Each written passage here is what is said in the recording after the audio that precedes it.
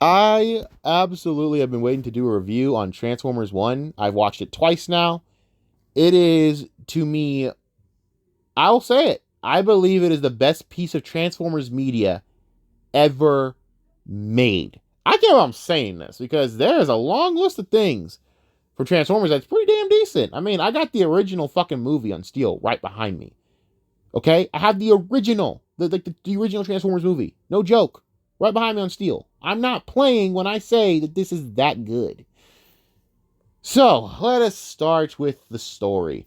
This is not the same origin story. There are many origin stories of Transformers, so I have no problem with them doing this because of the fact that who gives a flying fuck?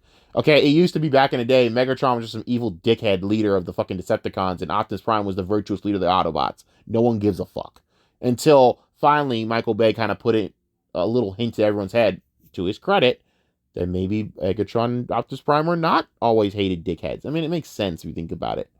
This is some of the best voice acting and writing that I have seen for a Transformers movie ever. Actually, I could say this. Nothing will ever beat Peter Cullen as Megatron. Oh, sorry, my God, no, my bad. Even though Peter Cullen as Megatron will be interesting. No, Peter Cullen as Optimus Prime. My bad. Chris Hemsworth did not beat out Peter Cullen here for me.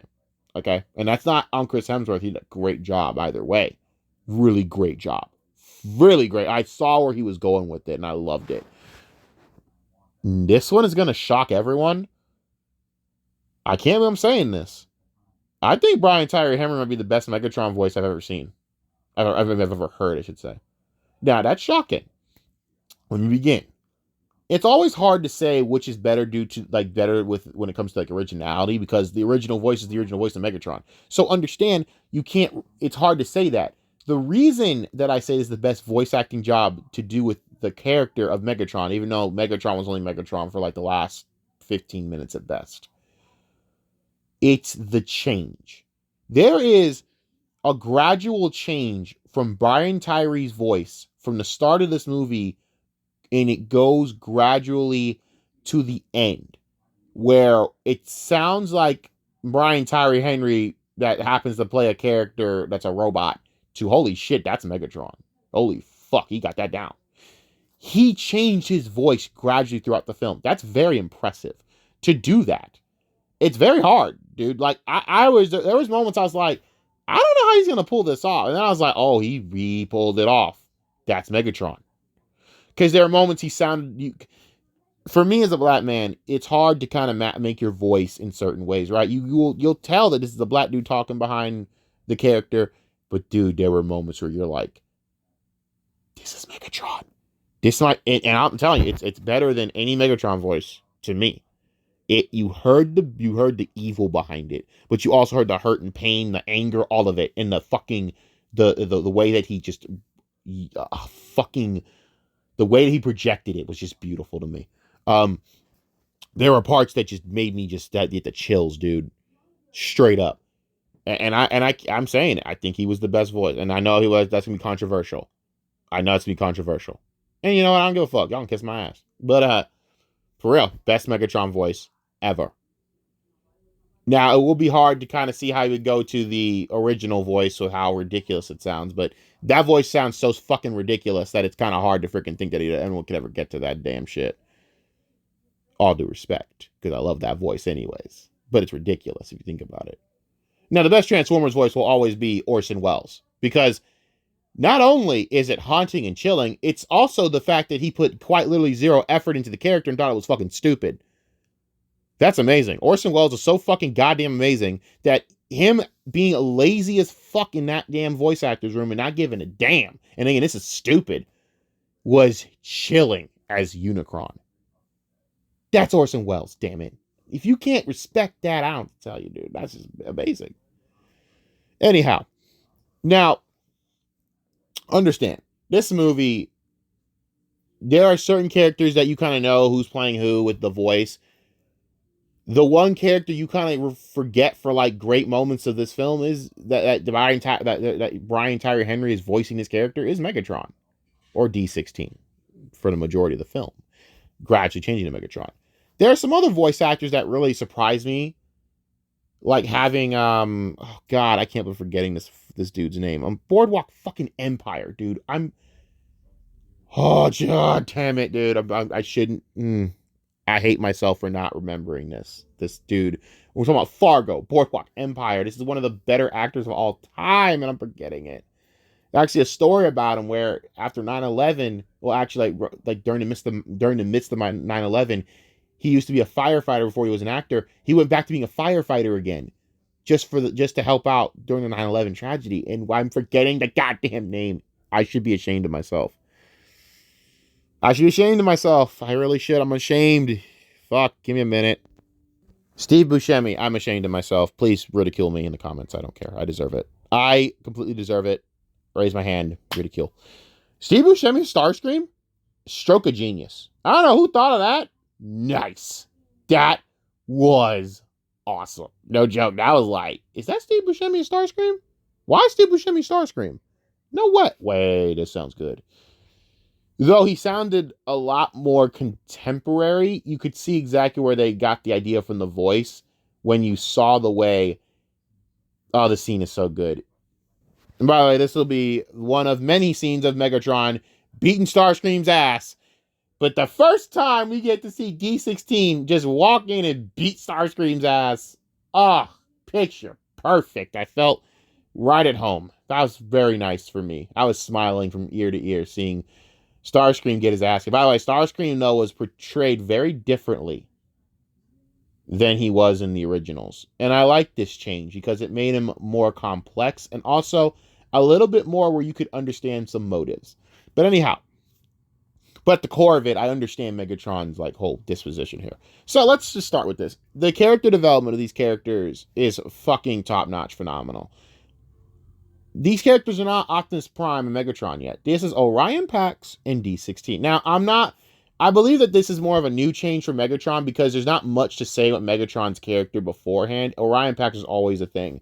Orion Pax is basically the bookkeeper for the Primes, but they changed it to where he was just a regular scrapper droid or miner droid, whatever the fuck you want to call it. They couldn't even transform. These miner droids that mine for fucking Energon could not even transform. Think about the ridiculousness of that, to be honest. So they are, smaller in stature. They're smaller than the Transformers that can transform because they don't have transformation cogs. They're called transformation cogs. So this starts with Orion Pax, who is an adventurous young miner bot that wants to be more than what he is. He wants to be more than just a miner droid. He's looking for the matrix of leadership. The matrix of leadership, for people who are not familiar, is basically what makes a prime a goddamn prime. If you're going to be a prime, you have to have that. You have to have like a special few things, but to be the ultimate prime, be the leader of Cybertron, you have to be chosen by the god Primus, who is basically the planet. I'm not joking when I tell you how fucking crazy this shit is. You have to be chosen by Primus to lead Cybertron, so they give you the matrix of leadership, and the matrix of leadership will grant you the powers of the ultimate prime. That's why Optimus is the shit. Now, if anyone doesn't realize the name Optimus, it's his optimism. Optimus will always be Optimus because he will always see the best in everything. Even when he loses his way, he'll always see the best in everything. And always see it. God, I fucking love these characters. You have no fucking idea how good this movie is to me, man. So he's trying to find the matrix of leadership. D16 is always kind of bailing him out of shit because they're boys. They're brothers, man. They're straight linked. But D16 straight laced. He believes in Sentinel Prime, who is the Prime at this time. He believes in the leader, in his leader. He also is a huge fan of Megatronus Prime. Yeah, you're getting the picture, guys. Yeah, Megatronus Prime, who's like the biggest and baddest Prime. He believes, and he always tries to do the straight-laced thing, even though he does bail out the more wilder Orion. Orion, honestly, if I were to compare it to a character, and this actually makes to me the bond between him and Bumblebee so strong in this one aspect to me, now that it just makes the movies even better. It shows that Optimus is kind of like, basically Bumblebee. Always getting into shit and always being a rebel. I love that shit. That's why he loves Bumblebee, because he reminds him of himself. It makes sense. It absolutely makes sense. I love that bit that they put in there. I love the way they wrote it because it's very simple to just sit there and say Optimus was always this fucking straight-laced, older, wiser leader. When the only way you get wiser is you have to learn from your mistakes and failures. So yeah, Sentinel Prime is the leader of Cybertron at this time. By the way, great call. People love the shit on Bay so much. Let me make this very clear. Michael Bay produces this shit. So I don't know why you guys are intent on doing that. I'll give Michael Bay credit because he clearly loves this franchise more than anyone in Hollywood. There's no one in Hollywood that loves this franchise, I think, more than this dude. No joke. I'm being real. His company still produces all this shit. He produces this shit. That's why there's certain like actual nods to Bayformers. We call it. There are certain nods. Sentinel Prime's design is a big nod to Dark of the Moon. Granted, these are two vastly different characters. I'm going to get into it in a minute. Two vastly different characters, both of which I hate for different reasons, but I have a giant, bigger, healthy respect more for Sentinel Prime and Dark of the Moon than I do this motherfucker. So, if you check the cape design on Sentinel Prime, that's a very big nod to Dark of the Moon. And, of course, the double-sided broadsword. I love double-sided broadswords. I mean, Thanos was kicking ass with that thing. I mean, that thing's awesome. He had that as well. Also, the blaster scene was also a giant big nod within the movie. Big fuck you to that goddamn scene. Why would y'all bring that up again? I will never, ever forgive them for that shit in that movie. I hate that fucking scene. Why would you remind me of that shit? I hate that scene. If you guys don't know what I'm talking about, it's a scene within Dark of the Moon that everyone hates. You probably know what I'm talking about. It's the biggest sin that piece of shit bot freaking commits in that movie. I mean, trying to genocide Earth is one thing. Trying to fucking make humans work on Cybertron is one thing. You know, and enslave them as a race. No, motherfucker, the one thing you did that pissed me off was when you freaking blasted Ironhide, you piece of shit. I will never forgive that fucking scene. That is the second worst thing that was done in that goddamn fucking franchise. Then killing fucking Ratchet in the next movie, I couldn't watch it. I actually had to like skip the scene when I rewatched the movie. I can't watch it. I cannot watch them killing Ratchet. It is, to me, the most hateful, disgusting scene within that franchise. I hate it. It should have never happened, and I will be completely honest with you. That piece of shit that did it deserved to get the fucking brains killed, fucking beat out of him. I would have freaking took that dude and ripped him in half. I hated that motherfucker. Oh, my sister died because you're alien war. Yeah, fuck your sister and fuck you. It should have been your dumb ass. You coward. I'm still pissed. I hate that scene. It should never have happened. What they did to Ratchet is still fucked up. All right, back to this movie. I love the way that they did a nod to Bayformers with that shit. There are nods within this new run to Michael Bay. And to me, I think it's good to kind of pay respects to that because without Michael Bay, guys, as much as I have my reservations on some of the decisions within that series, let me make this very clear. He elevated the fucking franchise. Without the Bayformers shit, we're not doing this shit. Transformers was a very big thing, but it was not as big as it really could have been until Michael Bay. It was like the G.I. Joe issue. G.I. Joe is not worldwide. G.I. Joe is a very known thing, but it's not as big as it should be. Because they can't fucking get the live action right in any sense. Oh my fucking God. Snake Eyes is still one of the biggest atrocities to mankind. That movie was so bad that I feel like I wanted to like sue someone. I wanted to if I could find a way to have a lawsuit towards Hasbro for that movie or Paramount, I would. That was how bad it was. It was offensive. Actually offensively bad. You besmirched every character within that movie. Fuck you. I hate that damn movie. And I don't blame any of the actors for that shit. I blame the writers. How dare you ruin Snake Eyes for everyone? You ruined Snake Eyes. How do you do that? What the fuck were you thinking? Anyhow. But Transformers would never be as big without Michael Bay. I mean, you have to be honest about it. Without 2007, we're not having this conversation. We're not having all the stuff that's come out. I'm just saying, man. Be very appreciative of that fact. Just saying the facts here. But anyways, back to the movie again. Like, I love the nods. Sentinel Prime was currently looking for the matrix of leadership. He was currently looking because it was lost. Because due to the war at the Quintessence. By the way, I still have no fucking idea what a Quintessence really is, and I think it's because of Quintus Prime and his weird experiments, and then they turned on him, and I don't want to talk about it. All right, they're disgusting fucking vermin, and they should be eradicated. Okay, me and Megatron agree on that one thing: eradicate every single one of those motherfucking things. It's not a shock that he hates them more than Autobots. It's really not. Kill them. Kill them all. I hope that's the next movie. Them just squashing those things. That's the big one. Rip his head off. Rip his head off. Straight rip it off. I don't care. Rip his fucking head off. Rip his goddamn brains out. I don't care. Squash it. I want horrible things to happen to those creatures. They're disgusting. I'm sorry if I'm sound so hateful of Quintessence. You have no idea how much I motherfucking hate those things. Those things are annoying as shit. They're cockroaches. So, with that being said, there haven't been any Quintessence. It's all right.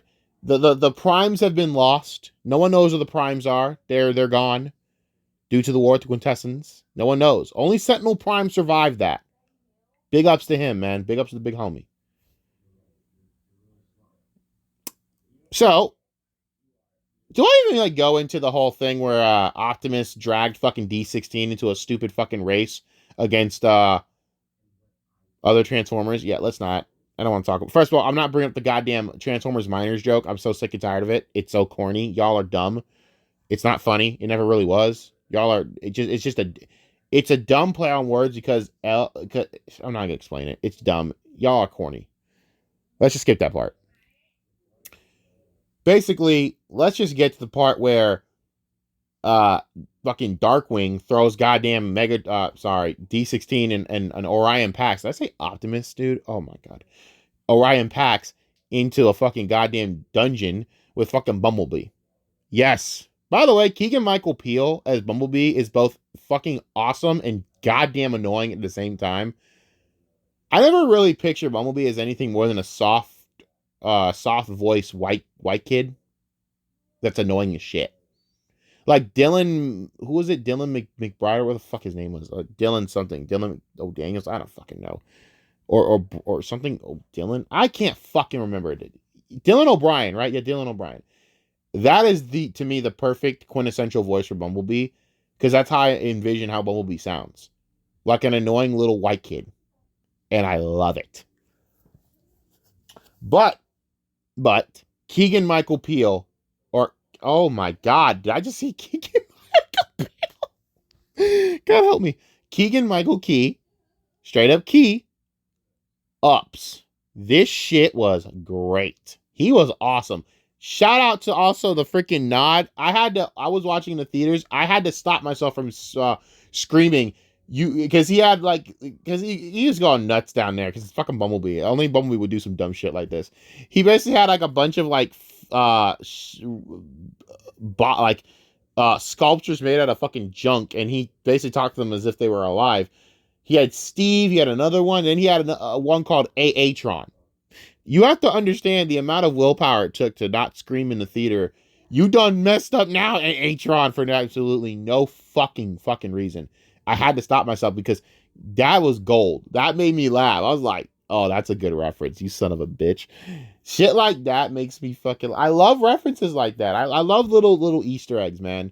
Like, even like the scene beforehand when you're watching it and you hear... Nurse Ratchet come to this section or whatever. That is awesome to know that they just reference Ratchet. There is also a reference in the Bumblebee movie, by the way. The Ironhide. Unfortunately, it was like the G1 Ironhide, which of course it makes sense that they went full G1 for the Bumblebee movie. Still the sickest scene ever when you hear when you see fucking like a Soundwave come up and say Decepticons attack. That was fire. That was amazing. And then, Ravage eject. Oh, my God. To see Starscream in G1 mode. To see fucking Shockwave in G1. Just great shit, man. That movie was a breath of fresh air for me, man. I loved it. But I love to know that they actually reference Ratchet. Great Easter egg there, too. Love that Easter egg. But the whole thing is one of the for some fucking reason in the pile of scrap, somehow there was a transmission from Who is him? Primal. No. Why am I saying Optimus Primal? I'm so stupid. Alpha Trion, motherfucker. Alpha Trion. There's a transition from Alpha Trion, who is a bad motherfucker. Let me make this very clear. Alpha Trion is a bad motherfucker. A beast. Straight epic. Okay, I'm done gushing over that because, dude, that was sick. Alpha Trion has a transmission saying, send support, blah, blah. You already know. Matrix of leadership location, blah blah blah. Basically, there's a roadmap to the Matrix to that location, and Optimus Orion believes that they will find the Matrix of leadership. Do I even talk about the elitist stuff too? Yeah, let's talk about Elita. By the way, straight up hilarious to me that people do not realize that. I'm gonna talk about it later.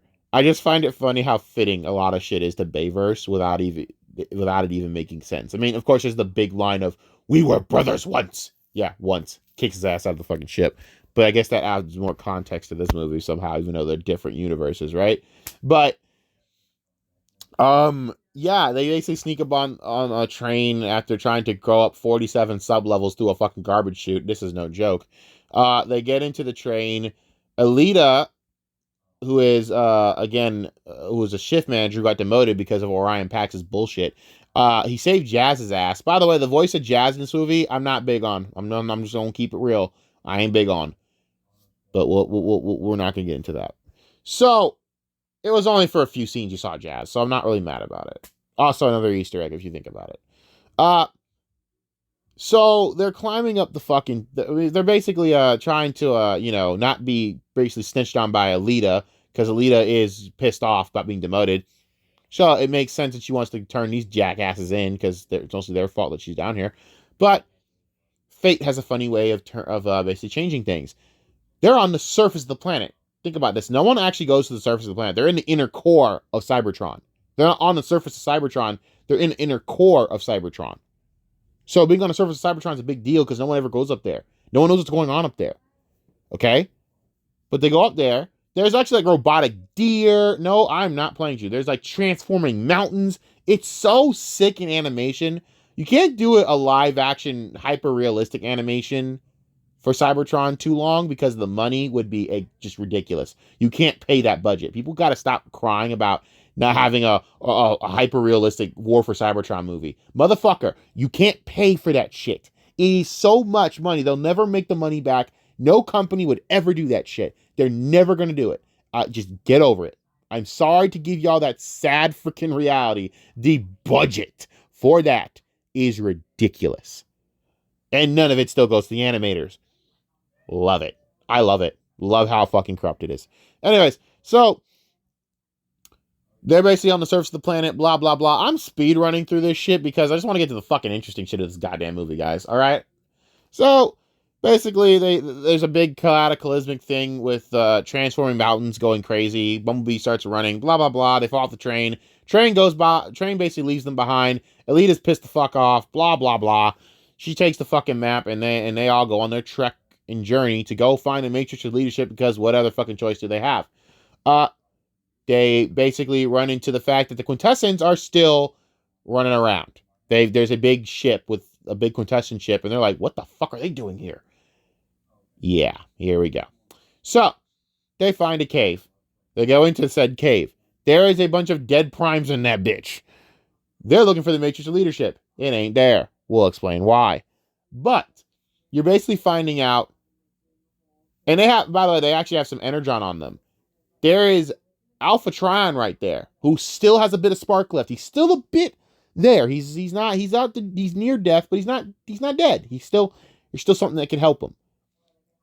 Give him Energon. Wakes the fuck up. By the way, Lawrence Fishburne as Alpha Trion, also a great choice. Awesome. How did they get the cast list for this? This is some of the best casting for Transformers ever, dude. How the hell did y'all get this shit?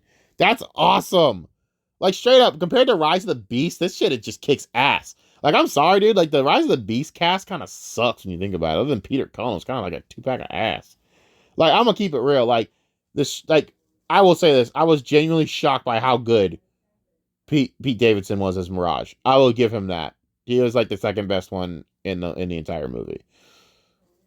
Then I would say Elijah Koshy might have been third. I know you understand how low the bar is here. I don't know where the fuck they were going with Wheeljack. That was absolute some blasphemous bullshit. You made Wheeljack into a fucking pedantic virgin nerd who who's just a dork. Who transformed into a buggy. I will forever hate them for that. Why would y'all do it? Wheeljack is a freaking take on all comers badass. I can't. I can't with them, dude. I mean, it's bad enough y'all fucking killed Bumblebee's buddy in the Bumblebee movie, who keeps dying for some fucking reason. They had The Rock voice that goddamn character. He still died. God damn, they keep killing that motherfucker. Cliffjumper just keeps dying, man. They keep killing Cliffjumper. Like, why? I don't want to keep seeing this shit. Anyways, done crying over Cliffjumper. So they had some Energon left. You know, they wake up fucking Alpha Trion. He's actually like, oh, what the fuck's going on? And you could start to immediately tell from this scene, lies have been told by some motherfucker. Someone's lying. Someone's been lying here, because Alpha Trion's confusion is very telling. When they say, oh, we don't transform, he's like, what the fuck? What do you mean you don't transform? That's unheard of. How do you not transform? When you go online, you're automatically supposed to transform, right? Right. That's his impression.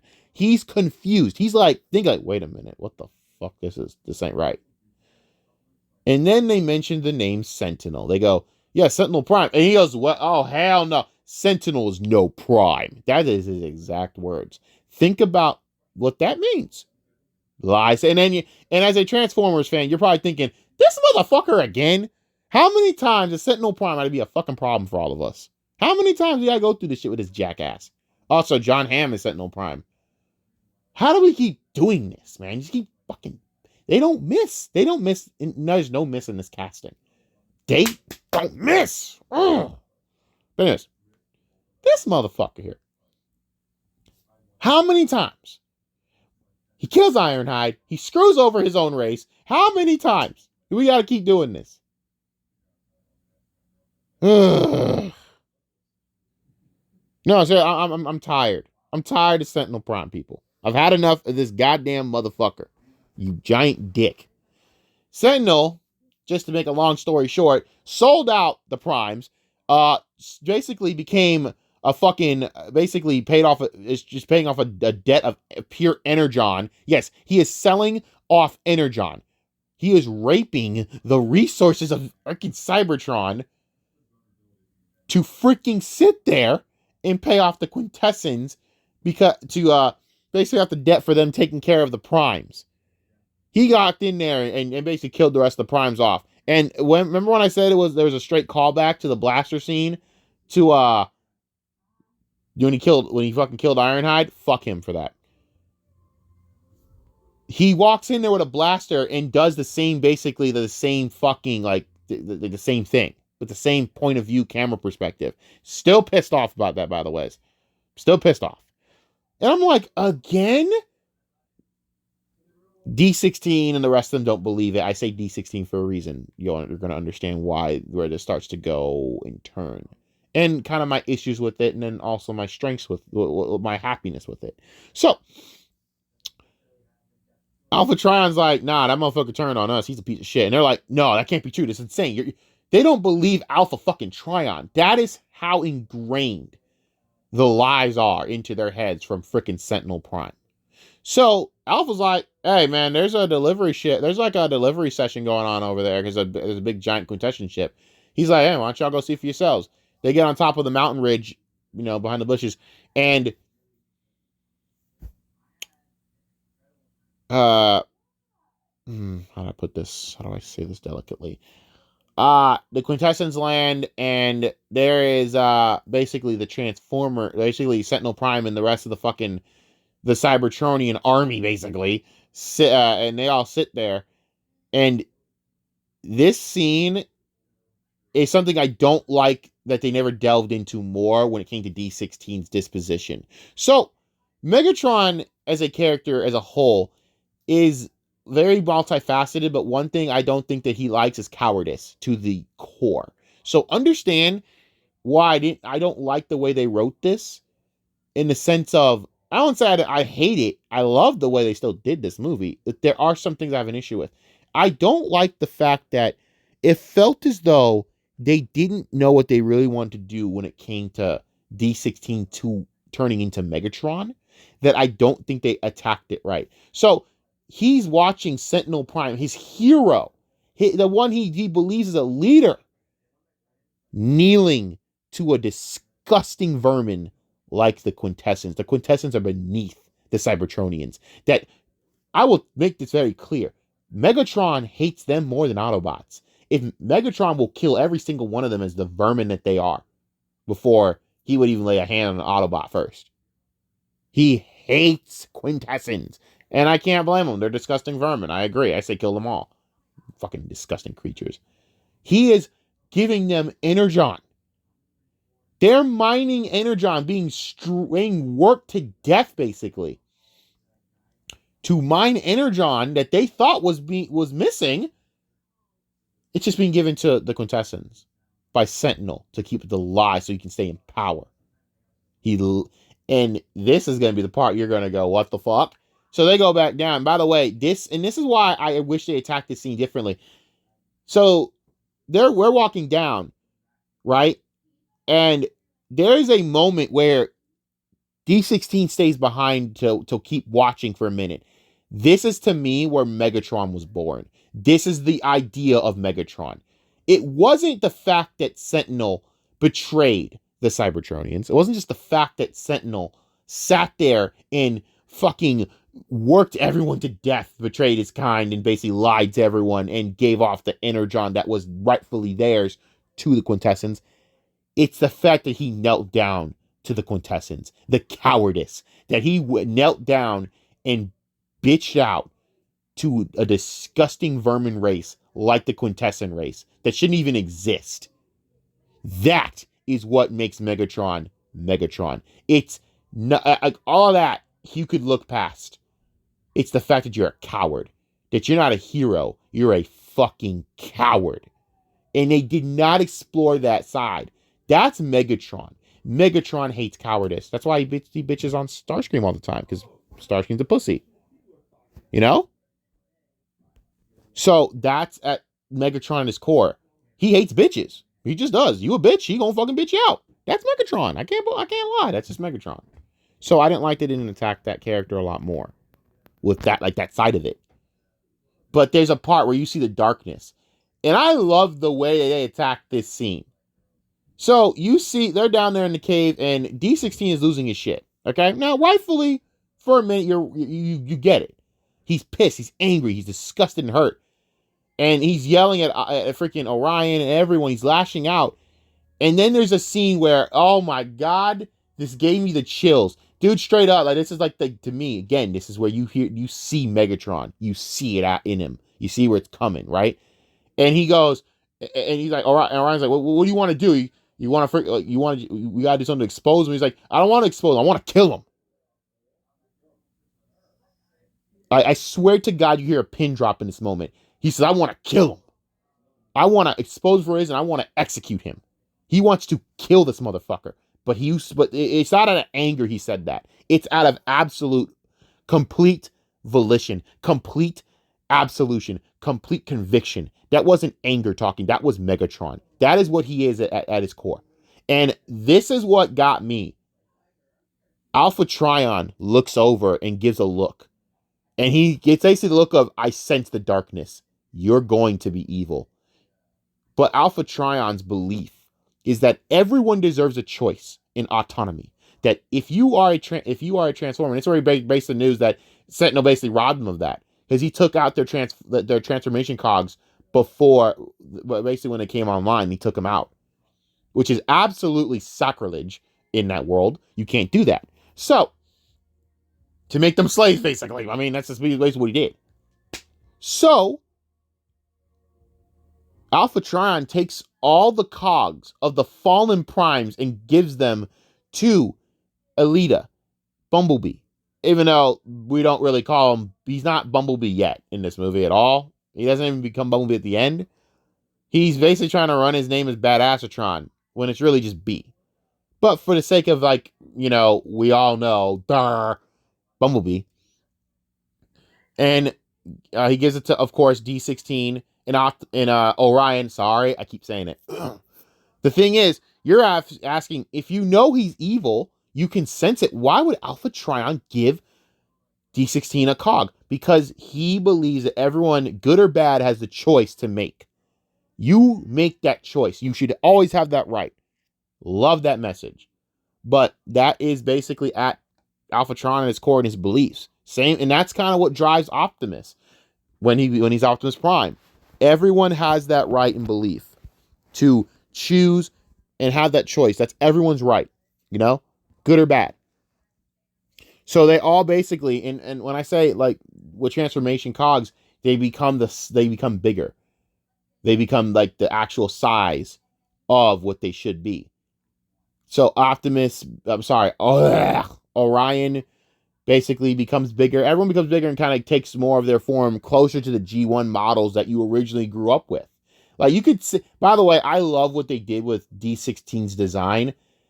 They went like because there's three phases for Orion and D16. There are only like 2 phases for Elita and B. So basically, you know, the second tier design, you could see where it's closer for, like, Orion's pretty close to G1, but you could see that the helmet, the side helmet horns are not there yet. They're shorter. There are differences that, you know, but it's basically like really close to Optimus Prime, but it's still Orion, just with a transformation cog from another Prime, I guess. But the second wave, the second tier design for Megatron, or I'm sorry, not Megatron. My God, it's so hard to say this shit, man. I'm thinking of Megatron. D16, it's close, but they did one thing that was a great Easter egg callback to the G1. The big ass fucking gun on D16's arm is straight G motherfucking 1. The big black rifle. Oh, I love that fucking thing. That thing's awesome. The big old black gun on his fucking on his arm, that's straight G1. Straight motherfucking G1. Love it.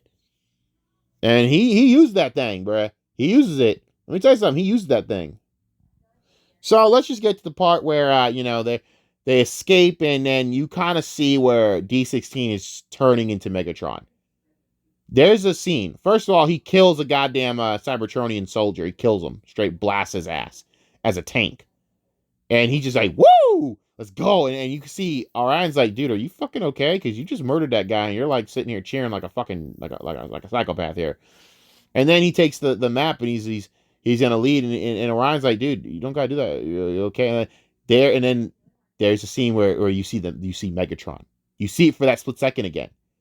There are a few scenes where you see Megatron. You see the evil in him. You see the darkness. And he just basically looks at it and goes, I said I got it. And then you just got the chills. You're like, oh shit, that's Megatron, dog. You see where it's coming, right? You see it's coming. The evil is coming, dog. You see the darkness. It's like Star Wars, you know Anakin's going to turn. You see the certain parts, man. So they basically get captured by the Cybertronian High Guard, by the way. Let's just skip to that shit. The Cybertronian High Guard consists of, and I shit you not, because it's awesome. It's led by Soundwave, Shockwave, and Starscream. Starscream is the first leader. Basically, he's the leader of the whole thing. I'm gonna make this very clear, and I don't care what anyone tells me. I will forever hate the fact that they keep trying to push the idea that Starscream should be second in command of the Decepticons. That will forever be, to me, second in command, Soundwave. Soundwave is the most loyal. Soundwave is the most damn independable. He's not a backstabbing jackass. He is the most loyal to Megatron. I don't give a fuck. He gets shit done. Kiss my ass. Who saved Megatron's ass in War for Cybertron? Soundwave. We're not doing this. I always love Soundwave though. Come on, dude. Soundwave is objectively the cooler one. He's objectively the cooler Decepticon. He's objectively. I will say this: Starscream's the third best Decepticon of the three. Kiss my ass, fight me. It is Soundwave, Shockwave, Starscream. Kiss it. Don't give a fuck. Suck my dick. I do not care. Okay, I'm done talking about that. Anyways, they get catched by the Cybertron and High Guard. Again, genius decision to have Steve Buscemi as Starscream. I don't know why. It fits. It works. I don't care. Basically, let's just, again, to skip along. Very funny banter. I love the fact that you can see that Shockwave has emotions right probably before he like took out his emotions. You know, he actually did that, no joke. You can see he has emotions. It's kind of funny because he's like, they're asking like, why'd you knock out B? And then Shockwave goes, oh, actually no, why did you you know, like tie, like basically like bound B's mouth shut? He goes, he wouldn't stop talking. And he goes, but didn't, like, even when he was unconscious? And then Shockwave goes, especially when he was unconscious. I laughed so hard. And I'm just thinking, this is why they ripped his fucking, like, ripped out his voice box. This is why. I kind of understand now. I get it. I get it, Blitzwing. Hey, you know what? I'm just going to say this is canon. I will say this is canon. I don't give a fuck. Shockwave gave a special order to Blitzwing to rip that motherfucker's voice box out. I am absolutely dead ass certain that he told Blitzwing to rip his voice box out. It is canon that Shockwave gave that order. I don't give a fuck what anyone tells me. Shockwave gave the order to Blitzwing, rip his voice box out. Do it. I don't care. That is canon now. Anyways, moving on. Basically, the Cybertron and High Guard hate Sentinel because they saw that Sentinel betrayed the Primes, blah, blah, blah, blah, blah, blah, blah, blah. I think you all know where we're going with this. So, basically, they are under the impression that Elita, Orion, oh my god, D16 and B are spies, blah, blah, blah, funny dialogue. Basically, D16 gets up and he's going to go leave. They get in his way. And Starscream's like, where the fuck you think you're going? I'm running the show here. And basically, D16's like, you a bitch, bro. And then you're all, I know what you're all thinking. You're like, this is basically the start of a very great venture, isn't it? This is the start of Megatron right here. This is quintessential Megatron right here. He called Starscream a bitch. Starscream says, oh, really? Because Starscream don't know what he's in for yet. So, basically, he's like, basically, D16 said what? He said, I don't know how it's easy for you to talk with my freaking head in your goddamn face. He freaking headbutts him. Starscream flies up, goes for a flying punch, blah, blah, blah. And then D16 proceeds to beat his ass. Because this is motherfucking future Megatron here, bro. So, not only does he beat his ass, and he's choking him out, this scene is very subtly brilliant. This scene is brilliant. For two reasons. A, you see, again, where D16 is becoming Megatron. But, dude, straight epic. I want you to pay attention to what Soundwave does. So, Shockwave is like, hey, man, our leader's getting his ass kicked. Let's go fucking help him. Soundwave puts his hand out. He stops him. He's like, no. Stay back. That is such a great fucking scene for me in development. Because the first guy to basically say, hey, I see something in this dude, was Soundwave. Soundwave is the one dude who always was most loyal to Megatron because he always saw something more in Megatron than anyone. That is epic. I love that he was the first one to sit there and say, nah, let them fight. So basically, you see freaking Megatron throttling fucking Starscream. I'm sorry, D16. I know I gotta keep saying it technically, but god damn it, it felt like gold dimes. He's choking out Starscream, and basically, you know, Starscream's begging for mercy at this point, like a bitch. Yeah. Yep, there it is. And basically, and this is so fucking epic. D16's like, let this be the last time I show mercy. I ever show mercy. Because right before this, D16 gets so goddamn mad, he forms a giant big black gun. Yeah, you know what I'm talking about. And he's about to blast freaking Starscream's head off. There will be no face to Starscream after this. But, of course, he grants mercy. And he goes and says, follow me, and we will march on Sentinel Prime, and we will beat his ass head first. And then he picks his big gun and blasts it in the air, which basically leads Sentinel's goddamn army to them. But it's Megatron, bro. That's Megatron at his core. Right there. That was that. And this scene is so well done. So he's watching, basically everyone's hyping up. They're believing in D16 because they're all chanting D16, D16. And you get the sense he's becoming the leader of the Cybertronian High Guard. He's becoming this. You see what's coming. And there's this scene where through the crowd in like a little bit of slow-mo, Optimus, oh my God, Orion is watching. There is a scene of the face on D16 and it's fucking haunting. You can almost see the red eyes. You could almost see the disgusted face. And you see Megatron for that damn second. You're like, oh, shit. Such a good scene. And then they attack the goddamn fortress, blah, blah, blah, blah, blah. Everyone gets captured, including D16B. The only ones left are, of course, a lot of the Cybertronian High Guard, like Shockwave, Soundwave, Elita, and Orion. Orion's down on his luck because he feels he failed and everyone got captured. And Elita basically kind of sets the stage for why Optimus is Optimus. Damn it. Why Orion becomes Optimus. She goes, I am better than you in every way, because this is what Elita would say. But she goes, but one thing that I can't, that I'm not, that I don't have that you have. She basically explains that you have your optimism. You see the best in everything. You see it through. You never give up. That's Optimus, dude. He'll never, ever not see the best in everything. He'll always have the best intentions. He'll always see the best in everything. That's Optimus Prime, dude. Straight up. Basically, you kind of see the little funny scene here where Orion's trying to be like, he's trying to say, engage and roll out. And Elita's like, you got to say it louder. They don't really believe in him, but basically Elita punches Shockwave in the face, and that's why Shockwave said, we will follow you, because he's scared of Elita. This is why he killed her before Dark of the Moon. Yes, read the novels, people. There's a novelization to this shit. It all makes sense. How does this keep fitting into Bayverse? I'm so sick of this shit. That's another thing that fits into Bayverse. What the fuck? Though the Sentinel scene wouldn't make any sense because whatever, you'll see. Anyway, wow, we've been at this for like what? God damn, near an hour. Wow, shit, this is a hell of a review. So, anyhow. By the way, you can see the designs right here. That's crazy. Anyhow, so they're basically going on to like freaking basically save everyone. Save B, save D16, and stop Sentinel, expose him for the liar he is, blah, blah, blah. You already know what's going to happen. There's this really great scene. There's a really great scene from Optimus. Oh my God. Sorry again, Orion, when he goes in to meet the miners. First off, he punches the shit out of Blitzwing's bitch ass.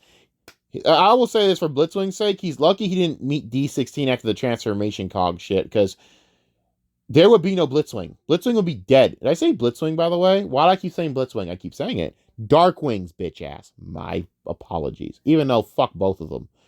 He walks in, he punches Darkwing in the face and knocks his ass to the fucking thing. I love that. Orion just clocks his ass. He said, hey, motherfucker, here's that receipt. Bam. Clocks his ass. Best scene for me.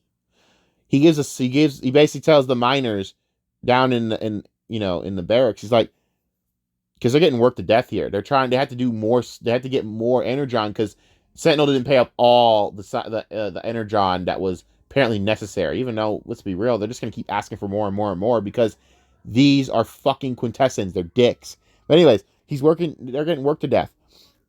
And Darkwing's like, I don't go fuck, motherfucker, it's my orders, I'll go fucking do them.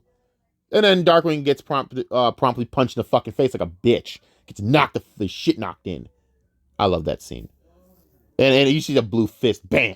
I'm like, there's my Optimus. That's my Optimus Prime right there. But you see Orion giving this speech, and you see where you see Optimus, man. You see that him rising people up, saying, we stand here and fight. Either you guys want to work down here in the mines, or you want to fight for something. Of course, they chose to fight because it's fucking Optimus goddamn Prime. How you not gonna sit there and run through a wall for that motherfucker? But anyways, we'll get to that. the assault starts, the Cybertron and High Guard, and then are going in, and then the miners come in at to kind of sit haul ass and shit. It's crazy, man. But beyond that, I want to talk about the scene beforehand between Sentinel and D16. They're all round, like everyone that they rounded up is sitting there chained on their knees to bow to their leader, the same jackass that killed Alpha Trion. Yeah, Alpha Trion sacrificed himself, guys. By the way, I skipped over this part. My bad. I forgot to talk about this. Alpha Trion's a bad motherfucker. He turned into a big giant cat and ripped through a bunch of Cybertronian bitches until that ugly ass looking spider bitch came from behind and fucking hit him with a bunch of spider attacks. I can't stand that bitch. If it was up to me, I would have fucking ripped her all her legs off and fucking beat her to death with it. I hate that bitch. Anyways, I love Alpha Trion, bro. Sentinel killed him with the broadsword. Yeah, the double broadsword from like the Dark of the Moon. You guys know what I'm talking about. The Thanos sword. Well, it retracts apparently in this one in the animation because he then retracts it and then that kills him. And for that, I wanted him to die. Again, fuck Sentinel Prime. It's like the second time this has happened, and I'm sick of the motherfucker. At least in like Dark of the Moon, it was for a noble cause to rebuild Cybertron. He's just fucking deluded and completely out of his goddamn mind. This one's just a piece of shit. He didn't care about Cybertron at all. Piece of fucking ass juice. I hate him. I hate him. I hate him. I hate him. Kill whatever. Alphatron went on a beast. Total stud. So this right here is where I have again what I'm talking about. They missed an opportunity here. But it's such a good scene either way, but it would have been so great to again, it would have been pure Megatron. So D16 gets up. And this again is why the Cybertronian High Guard believes in D16. Why they would stand behind him now. He stands up. He basically gets up. Literally, his hands are tied behind his back, gets up, and he steps up to Sentinel and says, I'm not scared of you. Now, this, again, I'll explain why I have an issue with the way they kind of went about this. He goes, I'm not scared of you. And Sentinel's like, huh, like the smug sack of shit that he is. He goes, why is that? John Hamm's such a dick. I love it. He goes, because I have nothing left to lose. At this point, by the way, for everyone that doesn't understand, the reason he says that, it's not because he doesn't care about Orion at this point. Yeah, I know what you're thinking. Like, man, he doesn't care about Orion at all at this point. No, he thinks Orion is dead.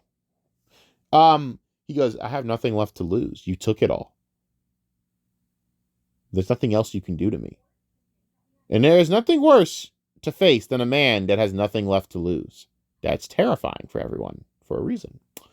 Because they will stop at nothing and they have nothing. They don't care. There's no apprehension. There's nothing to stop. You took it all. This is this is someone that he once believed in that lied to him, basically. And this is the most fucked up part. When Sentinel says, oh, you're a big Megatronus fan, huh? Because the Decepticon logo, yes, as you guys will come to find out, the Decepticon logo is the logo of Megatronus Prime. That's his face mask. That's how he looks. That's why he's called Megatron. You'll get it. I mean, you get it now. You're like, oh, Megatron. Duh. But that's why the logo is the logo. The Decepticon logo. By far the baddest logo in all of media. The Decepticon logo. Epic. But, I mean, I like the Autobot logo. Don't get me wrong. But Decepticon logo? Forget about it. Best logo ever. So, basically, Sentinel goes, yeah, Megatron's the baddest. Of course, he's the biggest, the baddest. He's a fucking beast. So I took his cog after I fucking killed him. Sentinel Prime took the cog, transformation cog. Apparently you can do this shit, I didn't know. Of Megatronus Prime and put it, and he used it for himself. Piece of shit. And that right there basically solidified that D16 was going to stop at nothing to basically any chance of D16 coming back to any sense of normalcy and restraint was gone right there. Because not only did he do that, he basically carved the Decepticon logo half-assedly and shitty, by the way. Not Decepticon, not yet. The Megatronus logo insignia into D16 half-assedly, but it's another, I call that Easter egg, kind of like saying, you know, a little nod to, you know, to Gen 1 Megatron with having the Decepticon logo right on his chest. They put it right there. I love that. That's a nice little, again, a nice little Easter egg there. Pretty cool. I love it, you know? I love that scene for that shit. But also, fuck them for that. It was a shitty way he did it, because it looked like crap. And basically, he beats the shit out of him, he punches them down. Megatronus gets back up anyways and says, fuck you. So, Sentinel's like, all right, I'm supposed to blast your face off. And his arm turns into a giant arm cannon, because why the fuck not? And that's when the assault begins. And then, you know, the fight begins, blah, blah, blah, blah, blah, blah. Okay, I mean, I'm speed running through it, guys, because whatever, right? I want to get to the good shit here.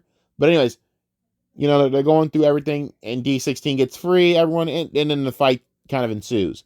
And D16 goes right after Sentinel. Now, Sentinel is more powerful than D16 at this point because, A, he has the fucking transformation cog of the baddest prime, brah. But 2, D16's just not there yet, right? He's not Megatron yet. So, of course, also Orion has to kind of help, and everyone has to help, right? But he's about to. But basically, we get to a point where Sentinel has the upper hand. He's about to kill D16, right? This is where they expose Sentinel. They take that spider bitch and they use her memory because she's basically like a freaking giant recorder, if anything. And they expose Sentinel and the shit that he said about what he's done to the Cybertronian people. And in the distraction, oh my god, I almost did it again. D16 basically screams, ah, you know, because he's so far gone at this point, and tackles his ass off the tower. And then, I swear to God, this is like some of the best fucking work they've done in this movie. D16 stalking him like a wounded animal. You see, like, Sentinel's trying to crawl away. He's trying to crawl, and you just see, like, limping. He's like limping, people, with his big ass fucking big black gun, the big Megatron gun, and he's just stalking him. He shoots once, and Sentinel, like, he uses his jet boosters to kind of like dodge away, but he's still crawling, trying to crawl away, and you just see you see D16, and it's so Megatron, dude. You see the monster stalking him, and he's going to execute him. Now, people do not understand this scene. Now, let me go back to something, by the way. Did I explain why I didn't like the way that they did the scene with why he didn't fear him? The reason I don't like the way that they didn't go, because they didn't attack again. Here's how I would have done. I would have said, you know, I don't fear you. Even after all of the things you've done and everything you took from me, the biggest thing that doesn't make me fear you whatsoever, you're a coward that knelt to a lesser race like the Quintessence. You are a coward. You are nothing more. Basically, it would have been like, because this is a PG movie, you can't really say what I would have said. You're a bitch. You are nothing more than a little sniveling bitch. I just wanted to get that part of the way. My bad. But anyways, people don't get this part. So, D16's about to cement himself as what he is and blast Sentinel's head off and execute him in front of the entire world, in front of everyone in Cybertron, basically. D16 stops. Orion basically tackles him and says, you can't do this. We exposed them. If we want to rebuild Cybertron for a better world for everyone, we have to do it the right way. You guys don't realize this. He's not trying to save Sentinel because because he has any care for Sentinel Prime's well-being. He's doing this because once you do something like what D16 is trying to do, there's no going back. You are changed forever. You will never be the same again, and you will regret it for the rest of your life. He's basically telling him, you're going to regret it. You're going to be a monster doing this shit. You cannot show the Cybertronian people and rule of fear. You can't do it. And he's right. You can't start off without showing mercy. You have to show mercy if you're going to be a well-respected leader. But D16, he was so far gone at this point, and there was only a little bit left of who he was. He was still willing not to try and kill Orion. He's still willing to have a love for Orion. He's still willing to kind of have that, but he's so far gone with his rage and lust for revenge. He throws Orion out of the way, and he's just saying, "All right, fuck, I'm gonna blast this motherfucker." Orion jumps in front of the blast as one last ditch effort for D16 to see the error of what he's doing, to make sure he doesn't do this. And I swear to God, this is the best scene in Transformers history. I will argue this is the greatest scene of all time and one of the most emotional.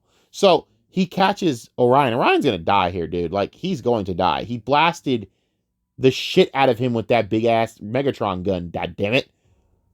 And he catches him. He has his arm. He goes, "Why would you do that? Why would you do that?" And Orion, in his last word, says, "D, don't." Because he knows, he sees it. He sees he's turning. He sees he's going to the dark side, basically. I mean, it's like Star Wars. And Brian Tyree Henry deserves every award there is for voice acting for this. And you see, he turns his head in, and you just know it's coming. You know. And I swear to God, I'm just waiting for it. You know. He goes, he basically, he covers his eyes, and you see, and then he opens up the red eyes, and you're going, "Oh shit." He goes, "I'm done saving you." Lets him go and drops him into Cybertron's core. He's done. Lets him go.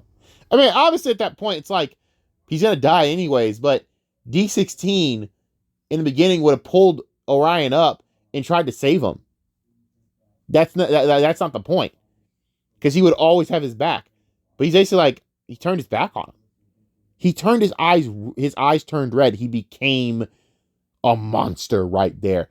That was when Megatron was fully cemented.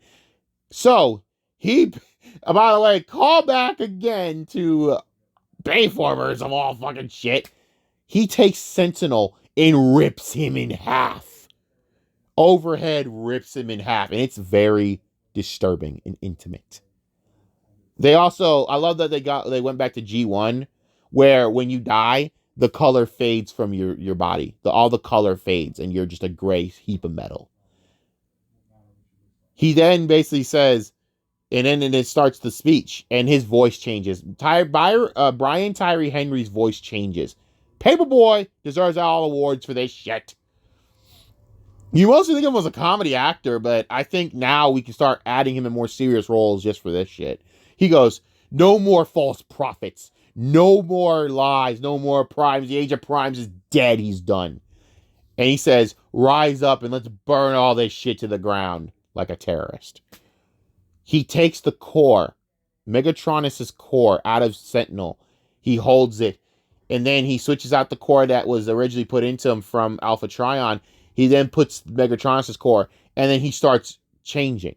He starts becoming Megatron. He starts doing it. He starts becoming Megatron here, but I'm not gonna, again, I want to build up to this moment. Meanwhile, simultaneously, you see Orion go to the core of Cybertron, and then you see all the fallen Prime spirits greeting him at the core. And you know where this is going. He says, "Orion Pax are your sacrifice for Cybertron." Basically telling you, he did this for Cybertron. He sacrificed himself for the greater good of Cybertron, to save his friend, to save Cybertron, to save everyone, because he didn't want to lead tyranny.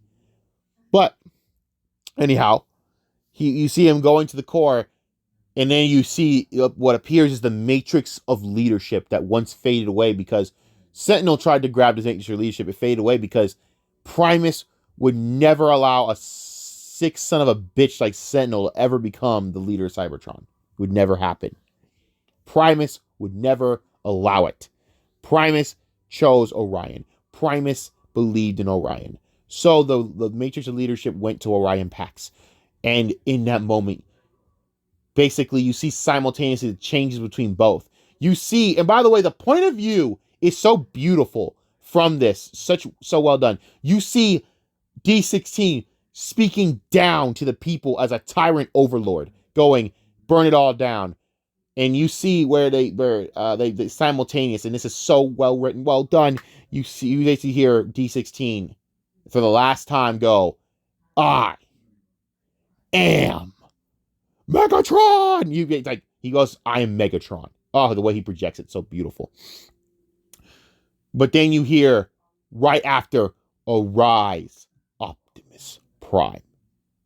They're both rebuilt and reborn as the two most damn well written, important characters in the history of this franchise. The two main characters, god damn it.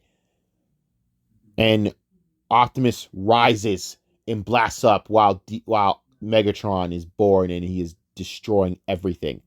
B and Alita try to stop him, but they're no match for him. He has Megatron as his core. He's Megatron. He's officially OP as shit. They're no match for him. They're no match. They try their hardest, but he's beating the crap out of them at this point. And then bam. Blast. He's here. Optimus Prime has landed. Oh my god, dude. Oh my fucking god. That right there is epic. It's epic. It's fucking epic. So you basically see the final form of Optimus. It's perfect. You see the final form of Megatron. It's perfect. Now, understand, right here in the middle, that's Megatron right there in the middle, as you can see. On my wallpaper screen, that's Megatron. Megatron is basically with the big gun. That's like a new custom gun they kind of added to him. I love how they made the nod to the original gun from G1, but they made a new gun that's pretty sick looking. It has more hyper function. It shoots. It's like a mini turret gun versus just a big giant cannon. So I like that. They fight. Basically Megatron and Optimus fight for the first time of many motherfucking times, but they go at it. The Cybertronian High Guard tries to intervene, and Optimus, because it's fucking Optimus goddamn Prime, beats all their asses. Okay, end of story. We all know where this goes. The big giant axe. He also has like this cool giant, like the cool axe. It's different than prior times he used the axe. It's like projectile axes. It's pretty cool. He also has flamethrowers. Yeah, Optimus is pretty badass. Also, I love the way that they have Optimus use his truck form in like combat. Love that. So yeah, they fight. Basically, Optimus wins. Blah blah blah blah blah. He's a fucking Prime. We all know. This is just the beginning. This is the beginning. This is the beginning. So, at that point, and this is, again, one of the biggest mistakes that Optimus is ever going to make, but it's also in line with the character of Optimus, because in this moment, I interpret it as this. So Optimus is going, you betrayed Cybertron. You had the choice to save Cybertron. You chose to destroy it. You had the choice to be better, and you chose to be worse than Sentinel Prime. You betrayed Cybertron, betrayed its people. And he's saying this all with his battle mask on, by the way, which is pretty sick. The battle mask comes off, and the last thing he says was, you betrayed me. Now, I wanted to yell in the goddamn theater, no, he betrayed himself, but that'd be fucking stupid. Then after that shit, he basically says, and this is, again, note the way that he reacts. This is great writing. Again, you see how he's struggling to say what he wants to say. In this moment, Megatron's a war criminal. You should jail him and the rest of the Cybertronian High Guard. You should jail them. Be done with it. But in this moment, he thinks that D16's still in there. There's something still in there. His brother is still in there. That maybe one day he'll figure it out. And he says, you are banished from the inner core of Cybertron. I forget what it's called, but whatever. You're banished. You take the high card and go to the surface. You're gone. And I love this scene. He goes, Megatron goes, this isn't over, Prime. Thus cementing two roles of some of the biggest characters in cinema. And then, you see the transforming highway lead up to the surface, and you see Megatron goes, High Guard, Cybertron, High Guard on me, and they all fly up while Megatron is the big tank going up on the road. It's a really good, a really nice, touching, a really sad scene. Because followed by this, you see you hear Hemsworth doing the fucking, you see Hemsworth doing the classic Optimus Prime monologue, and he goes, the line between friend and foe is very thin, and once it's crossed, there's no going back. And then you see a flashback between where D16 and Orion first met as minors. You know, Cybertron and mine. Don't make me have to reference the stupid joke you losers do. But they met as, you know, when they were first online, and you see where he puts you see where D16 puts the Megatronus logo on his locker, and Orion's like, oh, you're a big Megatronus fan. He goes, yeah, and they both go, yeah, the biggest, the toughest, the fastest, the baddest. And it's a sad scene because you saw that they were brothers. Thus the line, we were brothers once. It's a really, really sad scene because they turn into having to kill each other. It's horrible. So anyway, movie basically ends with a monologue with Optimus riding off because everyone gets a cog. Yeah, everyone. The power of the Prime, basically everyone magically gets a cog. It's pretty sick. Everyone changes form into their final form as being a Transformer, and everyone's a Transformer. They are now Autobots because everyone deserves the right to be autonomous. This is not a giant PSA, right? Anyways, whatever. Fuck you. And it ends with the monologue and basically, Optimus going to the Quintessence. Fuck around and find out. All right, to simplify it, fuck around and FAFO. Fuck around and find out. You come down here, looking for Cybertron. I'm gonna put a blaster up your ass. I'm blasting motherfuckers. Fuck you, ugly ass vermin. No, for real. That's basically the line. It's like, all right, come and fuck around and find out. Come fuck around and find out, you insect-looking motherfuckers. Anyways, credits roll. Blah blah blah. Okay. This is by far the most epic, satisfying scene. So, the end credit scene, because there has to be an end credit scene here, guys, because there's one unanswered question. How do we get to the Decepticons? Let me answer that.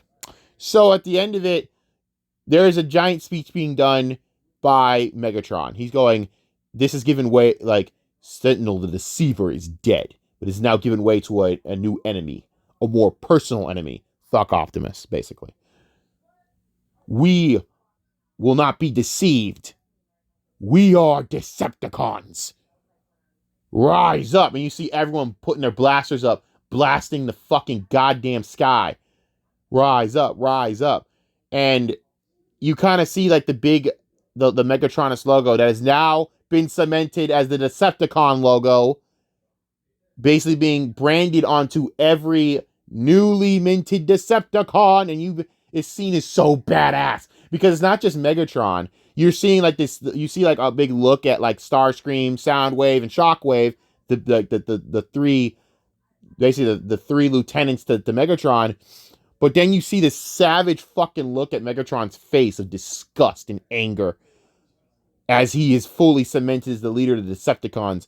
Megatron rise up and everyone's blasting and you see fire and brimstone all around. It's so fucking cool. That right there. And the best part of it is where they kind of hint to the classic look logo. How it will like flash the chrome look logo, the Decepticons in like the old G1 days where they had that metallic chrome finish in like in the cartoons. They do that as a great nod to G1 and you're just like, oh shit! And you're hyped and you want to see another one. This movie is a 10 out of 10. I never give a perfect score to movies. And I know I had some criticisms, but the point was so driven home so well in this movie. 10 out of 10. Greatest Transformers movie ever. I will freaking argue that. It's that badass. And I don't care, man. I was hyped. I was smiling. I had a big, giant, goofy, childish kid smile when I saw the look on Megatron's face and you see the freaking G1 chrome gray Decepticon logo on Megatron's chest. You're like, oh shit. I can't wait for the next movie. All I'm going to say. But by far, the best movie I've seen. It was epic. It was fucking brooding. It was emotional. It was deep. That is how the people who did this movie are clearly big fans of Transformers. Clearly giant fans. Grew up with G1, clearly. They love this shit. I can't wait to see more. I want more movies. I really do. I want more fucking movies like you couldn't believe. I want every goddamn movie you can think of, man. I want more. Best shit. I know you all want a hyper-realistic War for Cybertron movie. Fuck all that shit, man. Just do this. Do this. We're good. They'll probably go more into the quintessence, and then maybe the third movie will kind of be leading into the start for the War of Cybertron, because I feel as though there is a lot of unfinished business with the quintessence issue. So I say kill those motherfuckers first. And then maybe we can talk about a War for Cybertron project. I don't know. But that movie was probably my favorite movie in a while. And we still have like Sonic 3 in December. So, hey man, all I gotta say, if you haven't watched this movie, please, if you are a Transformers fan in any way, you will need to watch this movie. It's available for purchase on digital. I don't know when it's coming on physical release. I will be buying it then. Thank you guys. And this is a very long video.